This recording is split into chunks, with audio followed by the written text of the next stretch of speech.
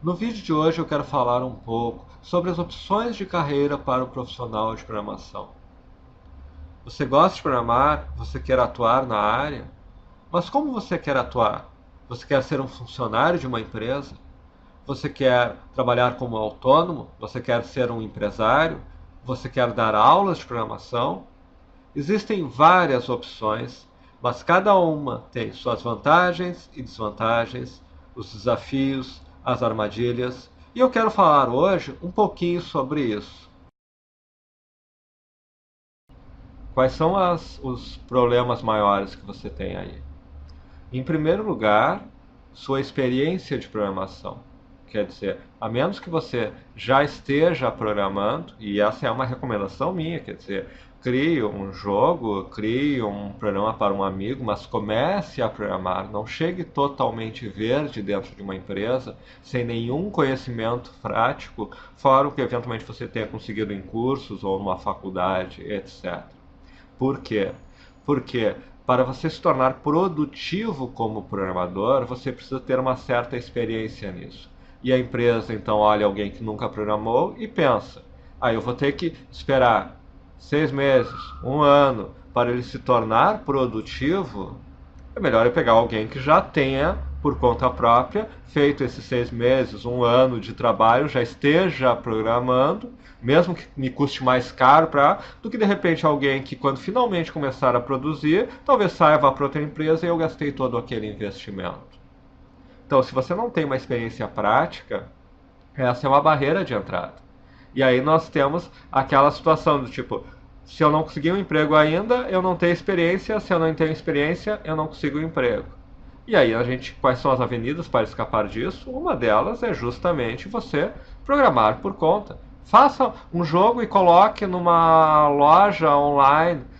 Crie um aplicativo para um amigo, comece a programar. Você chega a uma empresa e diz: olha, eu trabalho autônomo. Mesmo se você nunca tenha conseguido vender um trabalho autônomo, porque isso é uma outra opção de trabalho que eu vou falar depois, mas mesmo que você nunca tenha conseguido vender alguma coisa, você chega e diz: eu sou um autônomo, eu desenvolvo, está aqui um software que eu resolvi, está aqui outro. Já é uma forma de se apresentar para uma empresa diferente de alguém que está no zero. Se você está estudando, você pode buscar um estágio. Então, em tese, você vai dizer: bom, a exigência é menor, é um estágio, eu não preciso ter isso. Mas, por outro lado, você também vai estar concorrendo com várias outras pessoas por aquele estágio. Embora, em certo sentido, seja mais fácil entrar no mercado com um estágio do que diretamente contratado, também, se você está concorrendo com outras pessoas no estágio, e se você é o único, talvez, que já programa, que já publicou um, dois jogos numa loja virtual, que já fez tal e tal coisa, você tem mais facilidade de conseguir o estágio. Se é, se você não aproveitou um estágio, ou se você nunca fez um curso formal e você vai direto numa opção de contratação, o caminho é um pouco mais difícil. Mas a lógica é a mesma. Mais importante ainda é você chegar como alguém que está já no mercado, que já trabalha, mesmo que nunca tenha trabalhado como na carteira assinada, você já trabalha, e ali você está se colocando como alguém que está apenas migrando de autônomo para um profissional contratado. É uma visão completamente diferente de alguém que está no zero e desesperado em busca de um emprego. Então essa é a primeira questão, entrar na empresa. Mas é apenas o primeiro desafio que você precisa para ser contratado e ter uma carreira de sucesso como programador dentro de empresas.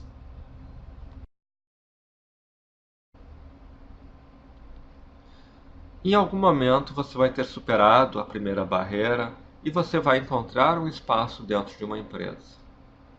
Qual é a questão principal que surge agora?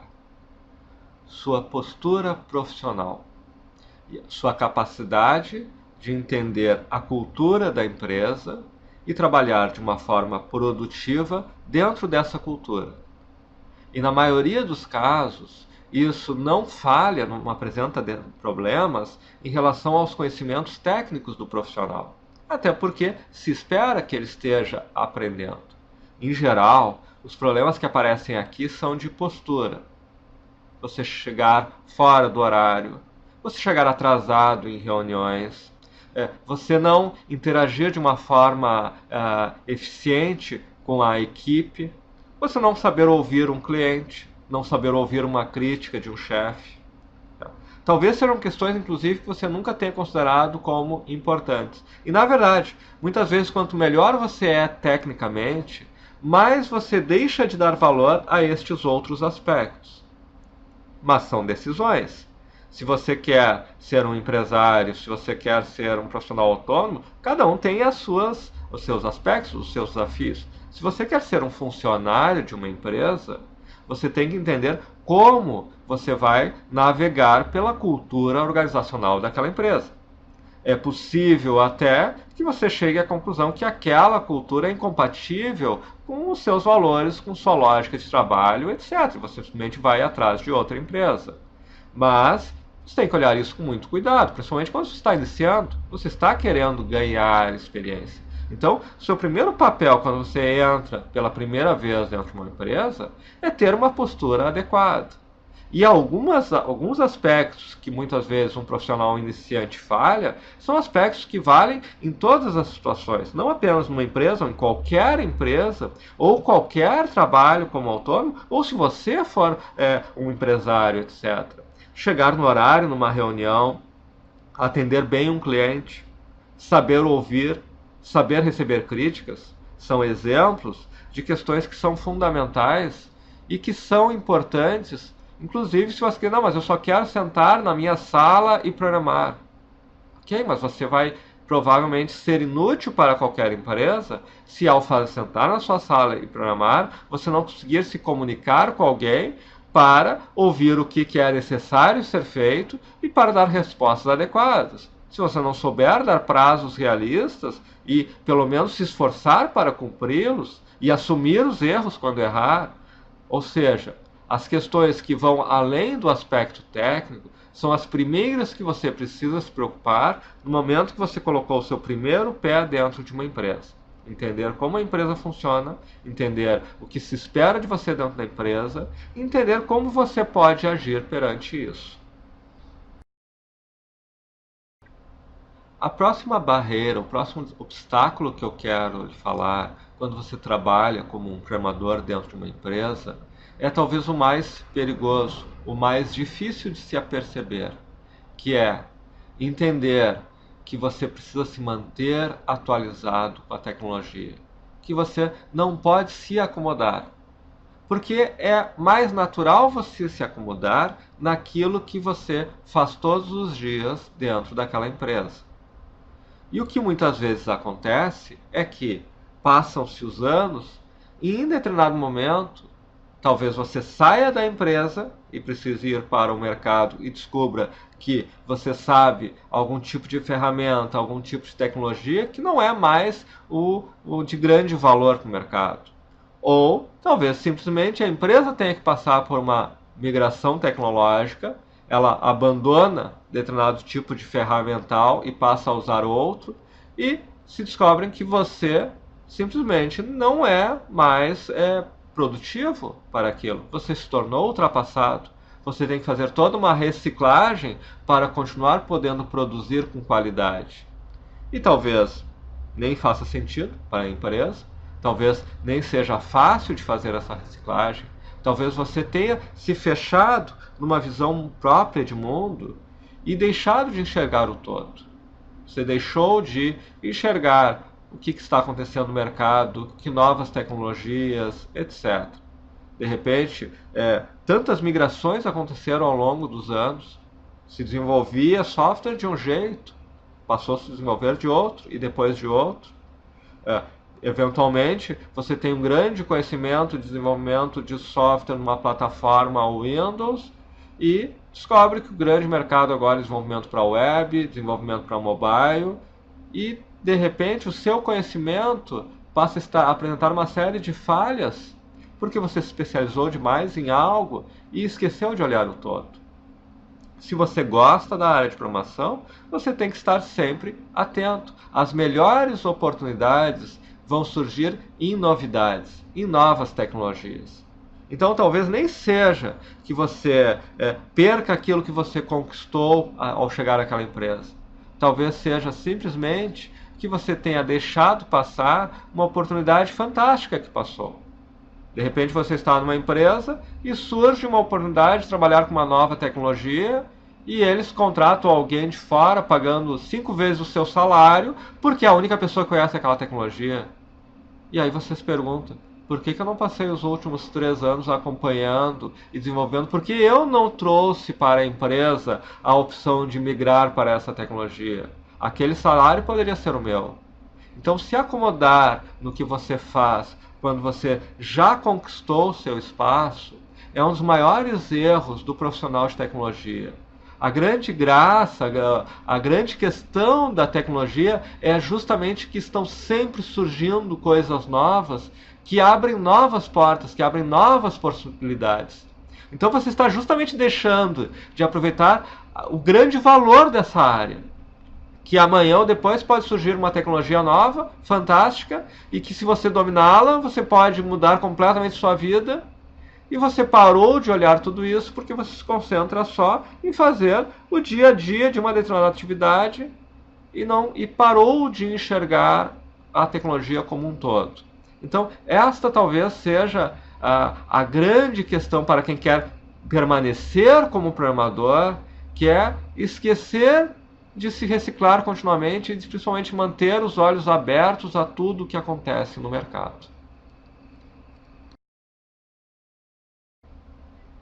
O próximo desafio é algo que é bom você estar previamente preparado e tomar previamente as decisões a respeito, que é o desafio vinculado ao seu sucesso como programador dentro da empresa. Porque, na grande maioria das empresas, o seu futuro sendo um programador bem-sucedido caminha na direção de ser um gerente, de, por exemplo, gerenciar outros programadores, gerenciar um projeto. E isso exige, primeiro, todo um tipo de conhecimentos e habilidades um pouco diferentes. Gerenciar pessoas é muito diferente de criar um programa, liderar uma equipe, gerenciar um projeto. Envolvem outros tipos de habilidades. Então, existem duas questões fundamentais aqui. A primeira é isso que você quer? Porque se o que você quer é ser sempre um programador, e na maioria das empresas isso pode ser um pouco limitante. E se você quer crescer na carreira como programador, talvez isso o leve a trabalhar em algumas empresas que têm realmente uma área de TI bastante avançada, onde um profissional com conhecimentos muito sólidos, muito avançados, tem um espaço para crescer. Se você vai trabalhar numa HP, no Dell, Google, numa multinacional, de repente você tem um espaço muito grande de crescimento como desenvolvedor. Mas talvez numa empresa de menor porte, o seu caminho de crescimento seja na área gerencial. Então você tem que ter isso em mente.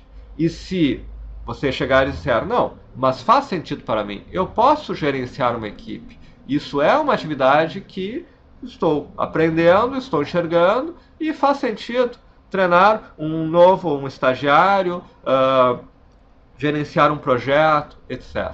Bom, mas isso envolve um conjunto diferente de habilidades também. Veja, um gerente de projetos que conhece a fundo programação, um gestor de uma área de TI que é um programador, tem grandes vantagens pelo seu conhecimento, pela sua bagagem técnica. Mas isso não significa que ele seja um bom gerente, um bom gestor, se ele também não tiver um desenvolvimento de outras habilidades. Então, em primeiro lugar, você tem a decisão se esse futuro lhe interessa, que é o futuro mais natural para quem começa como programador, que é gerenciar uma equipe de programadores ou gerenciar uma área, e se você quer, que tipo de habilidades você precisará desenvolver para isso. O mais importante é ter consciência disso, em vez de simplesmente chegar e descobrir que você tem esse desafio sem estar preparado. Faz muito mais sentido você previamente decidir, previamente se preparar e caminhar na direção daquele caminho que você escolheu.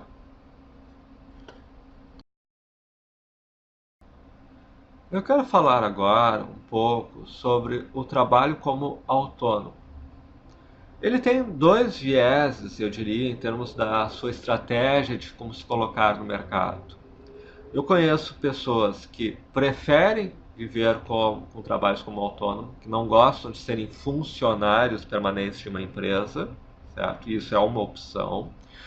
E existem pessoas que utilizam o trabalho como autônomo como uma alternativa de complemento ou de segurança na sua renda. Ou seja, se eu não estou neste momento empregado, eu estou trabalhando como autônomo, ou eu estou empregado, mas eventualmente eu faço alguns trabalhos como autônomo. E como eu mencionei na parte de contratação, trabalhar como autônomo lhe dá uma vantagem que você ganha experiência. Quer dizer, se você ainda não conseguiu um emprego, você trabalhando como autônomo, você está ganhando experiência. E na verdade, o seu trabalho como autônomo tem um segundo significado importante, que é em relação àquela questão de se acomodar.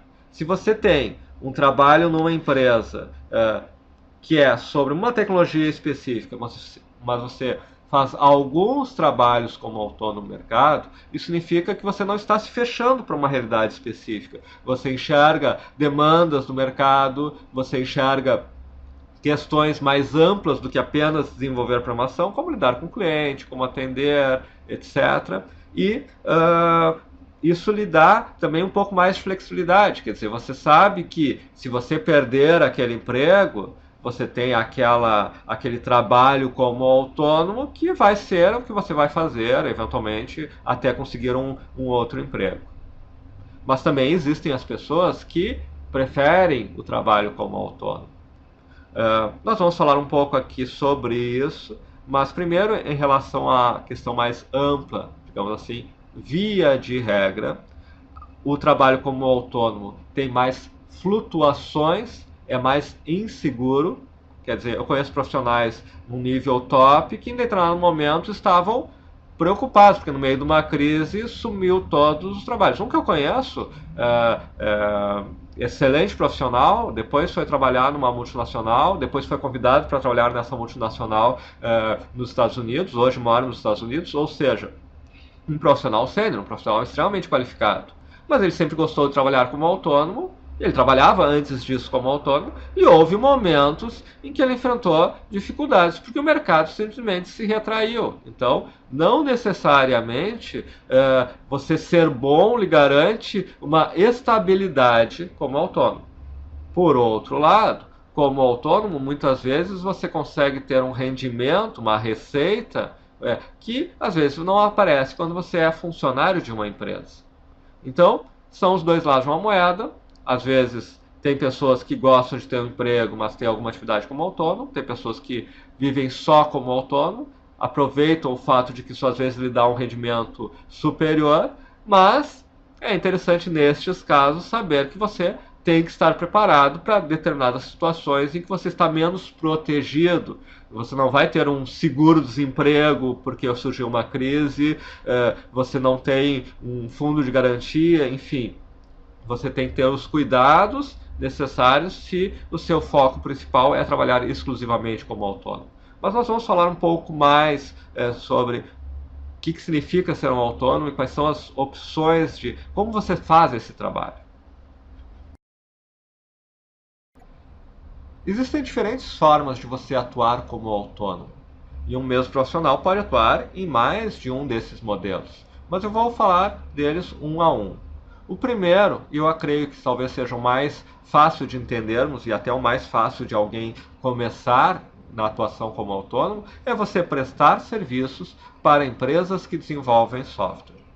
Veja, eu não estou me referindo ao modelo que chamam popularmente de PJ, em que você trabalha para uma empresa de forma exclusiva e ao invés de receber como CLT, você recebe como um terceiro, você tem uma empresa ou emite notas como autônomo e trabalha para essa empresa. Certo? Existem algumas questões legais vinculadas a isso, mudou um pouco a legislação, mas no que eu foco aqui, para mim, isso é a mesma coisa que ser um funcionário. Você está trabalhando de forma exclusiva para uma empresa, dentro dessa empresa, prestando serviços para eles. O que eu me refiro aqui é o trabalho como autônomo para empresas, ou seja, você tem a liberdade, você tem o controle do seu trabalho e você oferece esse trabalho para diferentes empresas. Você pode ficar um período de forma exclusiva em uma, mas, terminado aquele projeto, você está de novo no mercado oferecendo serviços para outras. Em certo sentido, talvez seja uma forma mais fácil de você conseguir o seu primeiro trabalho do que ser contratado ou do que prestar serviços para um cliente final. Quer dizer, a empresa que desenvolve software, muitas vezes, ela tem flutuações na sua demanda. Em determinado momento, ela tem uma demanda maior, ou às vezes ela tem uma especificidade, por exemplo, agora eles precisam desenvolver algo que envolve desenvolvimento mobile. E é muito mais interessante eles contratarem um profissional de mercado que conhece aquela tecnologia, conhece aquela linguagem, aquela ferramenta, etc., para aquele uso pontual, do que capacitar alguém internamente. E se você tem um contato com essa empresa, se eles sabem que você conhece aquela demanda específica, conhece a sua qualidade de trabalho, você consegue, de repente, prestar aquele serviço para eles. E como isso se dá? Como isso se começa? Em certo sentido, não é diferente de buscar um estágio, buscar uma contratação, é buscar o contato, é estabelecer o contato, é mostrar a cara, é apresentar os seus serviços. Vale as mesmas coisas de você já ter uma experiência prévia, já desenvolver, nem que seja em casa, nem que seja um jogo, nem que seja um software para que você mesmo desenvolveu para qualquer coisa, mas você tem um conhecimento para mostrar na hora de oferecer seus serviços como autônomo. O nível de exigência, em certo sentido, vai ser maior do que o estagiário. Quer dizer, quando a empresa contrata você como autônomo para fazer algum tipo de atividade, eles esperam que você já esteja treinado para aquilo. Não é função deles capacitá-lo para aquilo, não é um estágio. Então, você tem um nível de responsabilidade maior. Mas, ao mesmo tempo, o comprometimento da empresa é menor. Quer dizer, para contratar uma pessoa, envolvendo todas as questões trabalhistas, todos os processos e tal, envolve uma certa complexidade, envolve um certo investimento da empresa. Enquanto que, eventualmente, para um trabalho pontual, é muito mais sentido chamar um autônomo que vai lá, desenvolve aquele trabalho, etc. E tem pessoas que se especializam nisso, que prestam serviços na sua área de especialidade, na sua linguagem, na sua técnica, para diferentes empresas. Você também pode trabalhar como autônomo, prestando serviços para clientes finais. Eu chamo clientes finais aquela empresa cujo objetivo não é o desenvolvimento de software, mas é alguém que eventualmente tem alguma necessidade que você pode atender. A grande questão aqui é como chegar nesses clientes, como identificar que eles têm uma demanda que você pode atender e de que forma chegar e oferecer ela. Se você já tem um produto, pode ser até mais fácil, e isso vai ser o assunto na sequência, mas se não estamos falando de um produto, de um software, e sim do seu serviço de desenvolvimento, o grande desafio possivelmente é como chegar nas empresas certas. Quem tem sucesso nisso, muitas vezes, começou de que forma? Começou criando um primeiro espaço em alguma empresa. Às vezes era um funcionário que saiu e permaneceu desenvolvendo alguns trabalhos como terceiro para a empresa. Às vezes é alguém que tem um contato de outras formas com a empresa e surgiu aquela demanda e de repente ele começou a trabalhar nela. E de alguma maneira ele começou a estabelecer a sua marca no mercado. Quer dizer, talvez aquele cliente indique outro. Talvez ele vá num cliente e diga, olha, eu já desenvolvo isso para tal cliente. Eu atuo em outras imobiliárias, eu já fiz vários serviços para elas, eu posso vir aqui e fazer um serviço para você. Então, ele vai por este caminho. Mas, talvez mais fácil, seja aquele profissional que tem um produto. Isso também é algo que eu vejo, ainda hoje existe bastante. Por exemplo, alguém que desenvolveu um pequeno aplicativo para médicos. E ele vendeu para um primeiro médico, aí ele vai em médicos e ele vende para outros. Eu conheço profissionais que têm, por exemplo, aplicativos para dentistas, aplicativos para estéticas, aplicativos para cafeterias. Então, ele desenvolveu para a primeira, vai na próxima e ele está vendendo aquele produto com variações para diferentes clientes daquela forma. Alguns acabam se tornando empresas. Algumas das empresas que hoje desenvolvem softwares para N áreas começaram com alguém desenvolvendo algum pequeno aplicativo para um perfil de clientes e isso foi crescendo ao longo do tempo. Para isso, aí nós vamos entrar um pouco na parte de construir uma empresa de software e tem seus desafios próprios. Mas o início, muitas vezes, numa pequena escala, é algo mais simples. Você entendeu a demanda de um nicho, você entendeu uma necessidade, você criou uma solução para essa necessidade e você está atendendo. E aqui vale uma dica que é, o grande segredo é ficar atento às mudanças tecnológicas. Porque justamente a característica maior dessa área é que nós temos continuamente quebras de continuidade em função de mudanças tecnológicas. Vou dar um exemplo prático para ilustrar isso.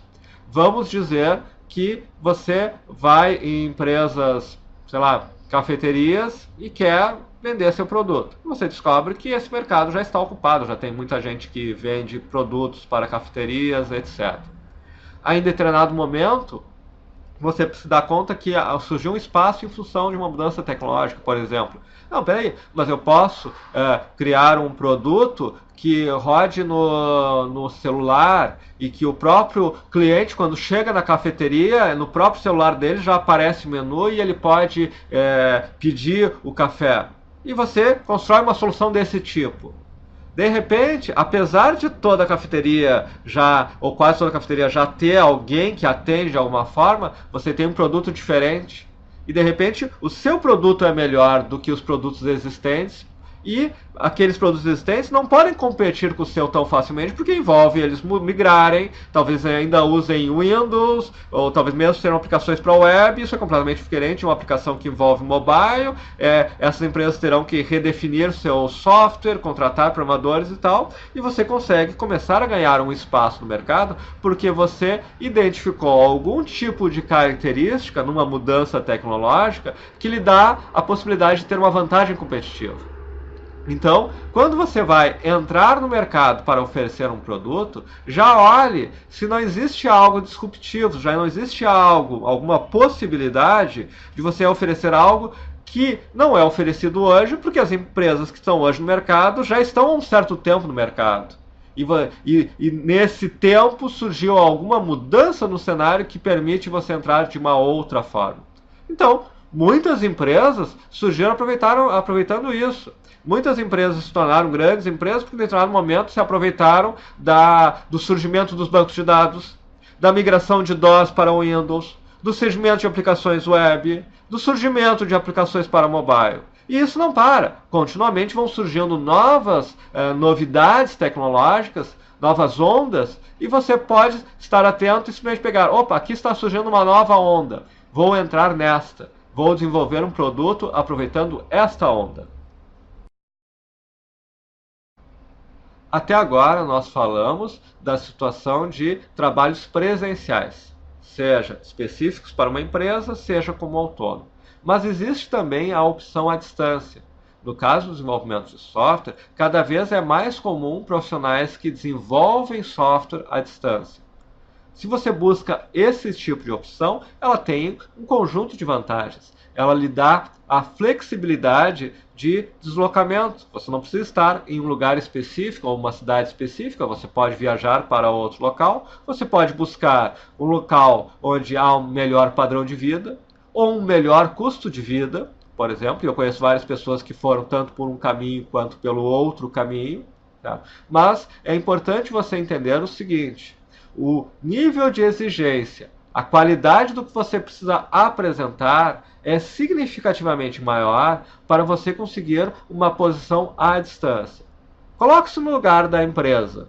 Se eu estou contratando alguém para trabalhar dentro da minha empresa, eu sei que essa pessoa vai trabalhar junto com colegas que podem passar um pouco da cultura da empresa, que podem ajudar a capacitá-lo, que podem ajudá-lo enquanto ele está desenvolvendo.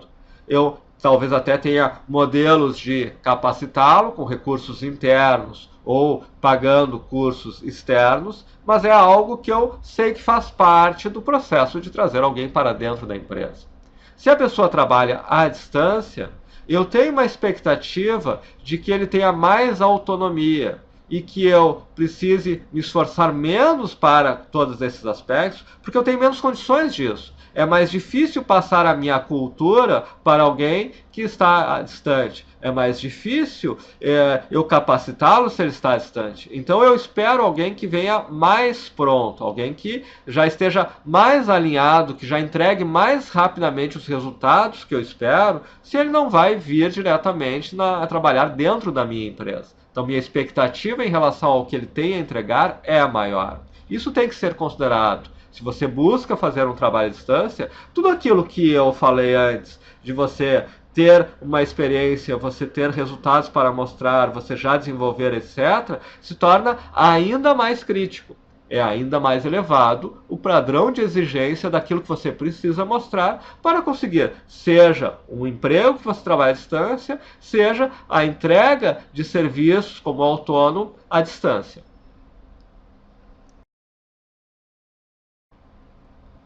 Ainda no tema à distância, nós temos um outro modelo de trabalho que um desenvolvedor de software pode gerar resultados, que é desenvolver produtos que sejam vendidos online, certo? Você pode criar produtos usando seu conhecimento de desenvolvimento de software e fazer um trabalho de marketing digital sozinho ou com parceiros, no sentido de levar ao mercado esse produto.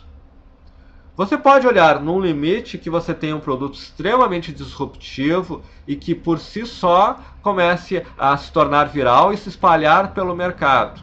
É possível, já aconteceu mais de uma vez, mas é relativamente raro. Mais comum é um meio termo no sentido de que você tem um produto bom o bastante para ele gerar valor, para você obter resultados financeiros por esse produto, mas que não consiga por si só se tornar viral. Ele envolve também um esforço de venda, de marketing seu. Você faz também atividades de marketing para colocar esse produto no mercado. É muito mais comum encontrarmos profissionais vivendo neste segundo grupo do que no grupo de um profissional que apenas tem um produto disruptivo que se vende sozinho, embora também exista eventualmente. Mas como uma estratégia prática do tipo, bom, quero gerar minha renda, é possível sim, você pode ir pelo caminho de encontrar gaps no mercado, encontrar demandas que não sejam atendidas. E isso, no caso do Brasil, você pode simplesmente enxergar o seguinte, por exemplo, é uma estratégia boa, encontrar produtos que não estão localizados para o Brasil, que não existe uma oferta que atende às demandas específicas do Brasil, mas que faz sucesso nos Estados Unidos ou na Europa, e você criar algo semelhante aqui. Você não precisa nem criar algo completamente novo. Talvez existam produtos que, ou pela legislação, ou pela língua, ou pela atividade, espaço de marketing comercial, enfim, não existem aqui, ou não tem relevância aqui, mas que tem em algum outro lugar, e você faz uma versão nacional daquele produto, que eventualmente numa evolução possível, futura, talvez você até possa levar para fora, mas você pode atuar no mercado local com um produto desse. Também é possível fazer um produto diretamente para o mercado internacional. Você apenas tem que saber que a dificuldade é muito maior, porque não envolve aí apenas um entendimento das demandas do mercado local, mas também um entendimento de como se dá o processo de entrar em outros países, como se é a cultura de compra nesses outros países, como é o mercado, barreiras de línguas, etc. Mas também é possível. Enfim, é perfeitamente possível e muitos profissionais de desenvolvimento de software geram toda ou uma parte de sua receita através de infoprodutos, através de pequenos softwares, através de recursos em que eles desenvolvendo software, eles ganham dinheiro através da comercialização desse software de N formas. Um exemplo mais clássico disso é joguinhos. Você pode simplesmente desenvolver um jogo e diretamente na venda desse jogo ou na venda de elementos dentro desse jogo, você gera uma receita. É fácil um jogo, que é um mercado muito competitivo, você gerar uma receita que sozinha sustente você dentro das suas expectativas? Não, não é fácil. Eventualmente pode ser uma complementação de renda, eventualmente pode ser, e isso normalmente aí caímos de novo naquela nossa conversa inicial, pode ser um passo para você ir para outros caminhos, do tipo, consigo um emprego numa empresa que desenvolve jogos, porque na entrevista de emprego nessa empresa eu já mostrei vários jogos que eu havia desenvolvido e que estão em lojas online, jogos para mobile, etc. E isso me deu respaldo para conseguir um emprego numa multinacional que desenvolve jogos, por exemplo. Mas você pode também trabalhar diretamente como sua receita principal ou exclusiva produtos que você vai ao mercado e oferece de diferentes formas. Existem empresas hoje no mercado de TI que começaram por uma dessas formas que eu apresentei. Alguém que desenvolveu um produto, começou a vender numa cafeteria e outra e montou uma empresa especializada nisso. Alguém que criou um produto online e que de repente descobriu que esse produto virou viral e acabou se tornando uma empresa. Mas muitas das empresas de TI que existem hoje no Brasil e no mundo surgiram por uma outra visão do profissional, que é, desde o início, ele se posicionar como, bom, eu sou um empresário e eu estou montando uma empresa. Em geral, isso é feito por um conjunto de pessoas, embora eventualmente alguém possa fazer sozinho. Quer dizer, você eventualmente tem colegas que também têm o mesmo objetivo e vocês decidem montar uma empresa. Ou, um nome que hoje é mais bonito para isso, montar uma startup. Ou seja, vocês decidiram atuar no mercado na forma de uma empresa, buscando seu espaço no mercado, buscando clientes, etc. Isso é um outro viés, certo? O que se pode dizer sobre isso? Na área de tecnologia, é particularmente interessante essa possibilidade em função das disrupções que nós temos continuamente, como nós já mencionamos anteriormente. Se vocês observarem, cada grande disrupção que houve na evolução da tecnologia deu espaço para novas empresas surgirem. Em determinado momento parecia que, bom, só existe espaço para a IBM como grande empresa. Só que de repente os mainframes foram substituídos por microcomputadores. E surgiu a Apple, a Microsoft. Bom, então essas dominam o mercado. E aí de repente você enxerga a web e surgem empresas como o Google e o mobile. E de repente cada nova opção dessa abre espaços para novas empresas. E isso se dá no cenário mundial como um todo, e isso se dá nos cenários locais. No Brasil surgiram empresas em função de disrupções tecnológicas. Então, este é um aspecto muito importante. Não quer dizer que você vá montar o próximo Google, mas você pode, talvez, enxergar disrupções que lhe permitem criar uma empresa que se estabeleça no mercado da sua cidade ou do país, que eventualmente adquira um certo porte em função de que você construiu um espaço no mercado em função de uma disrupção. Não necessariamente, quando falamos de disrupção, você precisa ser o primeiro a entrar nessa onda. Google não foi a primeira search engine. Quando montamos a Alphamedia, Google era praticamente desconhecido. Se usava, por exemplo, Alta Vista. O Google, o que fez? Ele criou alguns recursos melhores do que os que existiam nas outras empresas que já estavam no mercado. Mas era um mercado recente. Não era um mercado que tinha empresas que estavam há 30 anos desenvolvendo sistemas de pesquisa, que seria muito difícil alguém, sem muitos recursos, criar algo muito melhor do que aquilo que já foi trabalhado ao longo de 30 anos. Não, todas as empresas eram recentes porque a internet era recente. Então você não precisa ser necessariamente o primeiro. Mas se você entrar numa nova onda, se você for um dos primeiros e você fizer algo melhor do que os concorrentes, você pode conseguir um espaço no mercado. Bom, e quando falamos de empresas, então entramos não em um, mas em dois assuntos que eu tenho algum conhecimento. Além de ter uma base sólida em desenvolvimento de software, eu também tenho uma base sólida em empresas. Então aqui eu poderia certamente fazer um vídeo inteiro, na verdade um curso inteiro, só passando a minha visão em relação a empresas e desafios a serem enfrentados e tal. E quando você fala de conhecimento sobre empresas, negócios, é fundamental você enxergar diferentes visões. Várias pessoas que têm empresas ou que têm um entendimento, uma visão a respeito, vão ter visões particulares.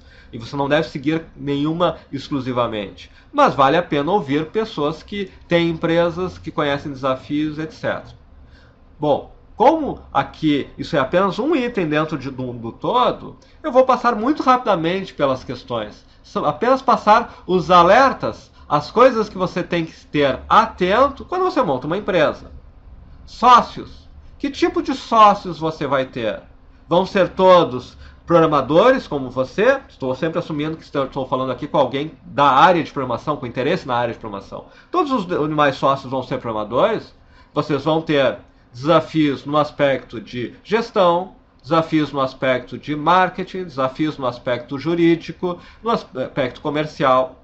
Se você conseguir pessoas que tenham especialidades nessas áreas, você pode, por hipótese, ter uma empresa mais homogênea nas suas capacidades dos sócios. Porém, isso normalmente agrava um problema que já existe, mesmo que sejam todos programadores, que é a relação entre os sócios.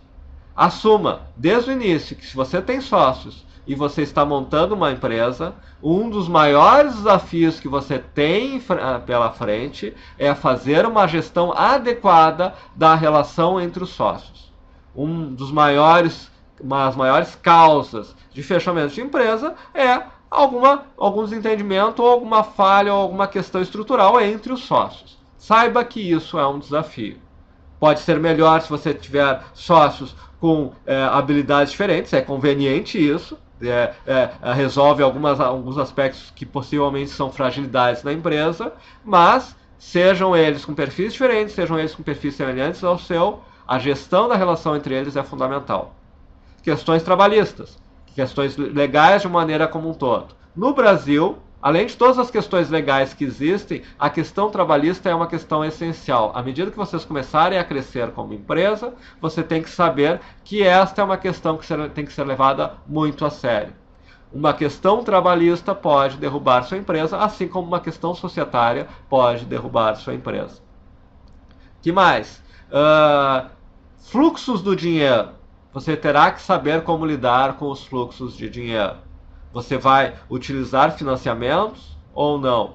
Se utilizar financiamentos, existe um risco nisso. Se você for utilizar financiamentos, que eles sejam a um custo baixo e que sejam principalmente focados num aumento de produção, num investimento. Mas vamos ser sinceros, para a maioria das empresas de software, não há a necessidade de um investimento em capacidade instalada. É diferente, por exemplo, se você vai abrir uma fábrica de alguma coisa e você precisa conseguir um financiamento para conseguir máquinas, etc.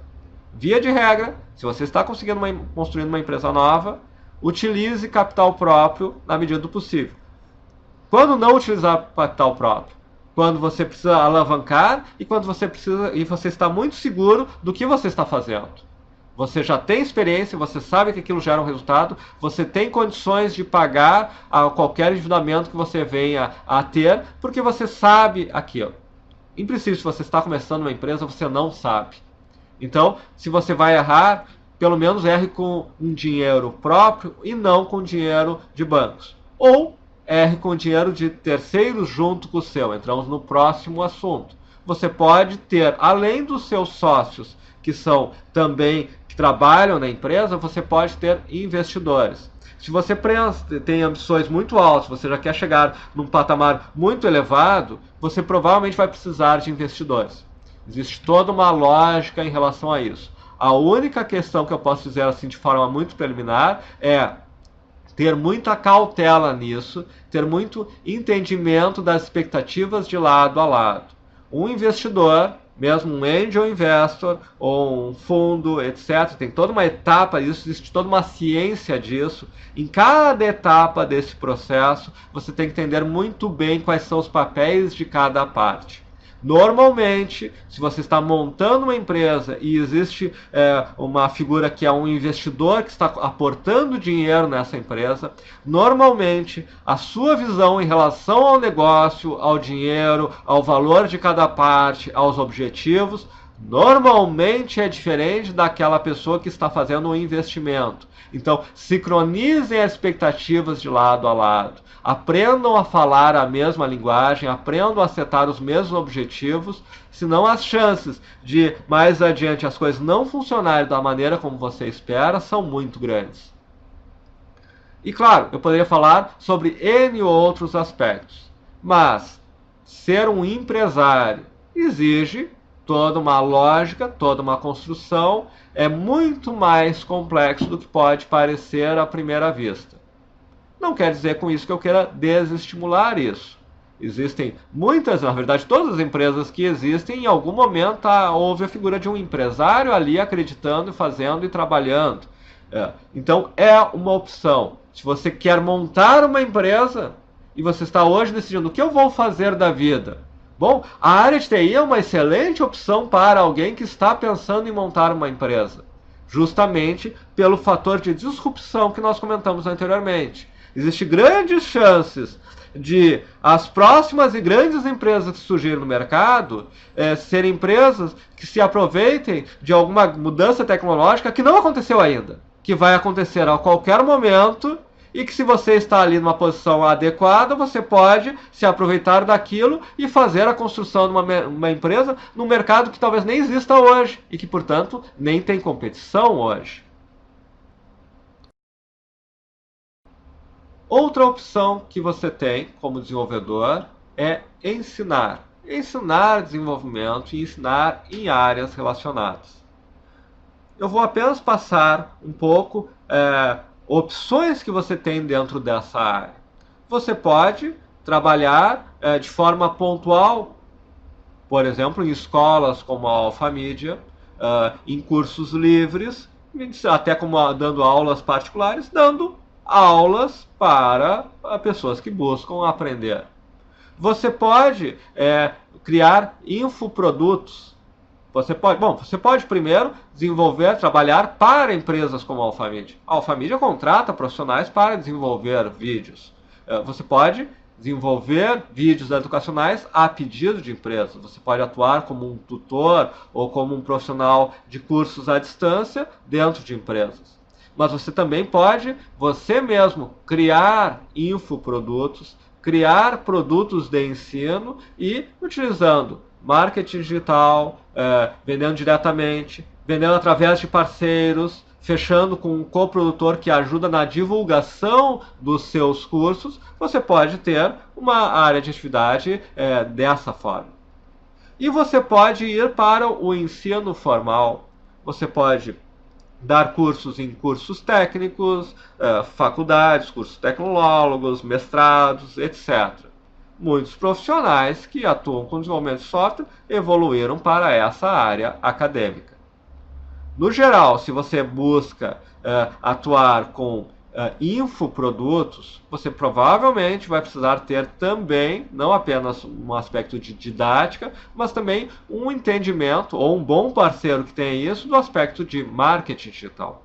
Se você busca a área formal, pense como um objetivo de longo prazo, em que você vai buscar uma graduação, um mestrado e preferencialmente um doutorado na área. Você está tomando a decisão de seguir na área acadêmica. Ou seja, se você pensa em ensinar, você tem pelo menos duas linhas muito diferentes. Uma de trabalhar em cursos livres, infoprodutos, aulas particulares, em algo que em que você rapidamente pode entrar nisso, ou numa opção de você seguir uma carreira de longo prazo que você vai construindo, seguindo passo a passo num aperfeiçoamento do seu ensino formal. Existem inúmeras outras opções para um profissional que quer trabalhar com programação. Eu não mencionei a área de vendas. Vender software, se você tem uma base de programação, é um diferencial muito significativo em relação a um vendedor que não sabe programar. Eu não falei de consultoria na área. Enfim, o que eu procurei mostrar aqui apenas é um pouco da amplitude de áreas de atuação diferentes, diretamente ligadas à atividade de programação. E é nisso que você tem que estar continuamente com os olhos fixos. Existem pessoas que não tiveram sucesso atuando com programação ou que terminaram um curso técnico, um tecnólogo, até uma faculdade de programação e não conseguiram se dar bem na área. Existem pessoas que estão de repente em um emprego como programadores e não se sentem realizados? Claro que existem. O que eu procurei mostrar aqui é que você tem que estar permanentemente atento ao mercado, enxergando as diferentes possibilidades, não se fixando em uma coisa só, não esquecendo que a tecnologia está mudando continuamente e que há momentos de disrupção, há novidades. Em cada 5, 10 anos vai haver uma grande novidade que vai abrir enormes áreas. Quem diz que daqui a uns anos não vai haver uma empresa aqui ou um profissional se dando muito bem por atuar com drones, com carros autônomos? Enfim, existem continuamente possibilidades. A chave do sucesso nessa área é você não ter uma visão limitada. É você enxergar o que está acontecendo, estar atento aos movimentos do mercado, porque aí o fato de você ser um programador lhe dá uma vantagem competitiva enorme, lhe dá uma capacidade enorme de aproveitar oportunidades que outras pessoas não vão ter em mãos. Porque você, sendo um programador, consegue enxergar que de repente existe um mercado enorme para atuar com drones, que talvez você monte uma empresa, ou talvez você seja o primeiro programador daquela empresa que vai na empresa mostrar como e construir um software que automatiza o reconhecimento das imagens que o drone está fotografando de um campo para detecção de agrotóxicos, enfim. Existem inúmeras possibilidades e um profissional que atua com programação, se estiver atento, se estiver com os olhos abertos, se estiver sempre aprendendo, se estiver envolvido e imerso na área de tecnologia, tem tudo para se ter uma excelente carreira, um excelente sucesso e não está preso a ser um funcionário, ou ser um empresário, ou ser um professor. Estar livre para seguir no rumo que fizer mais sentido de acordo com sua vida, suas aspirações, seu perfil, seus desejos, seus sonhos.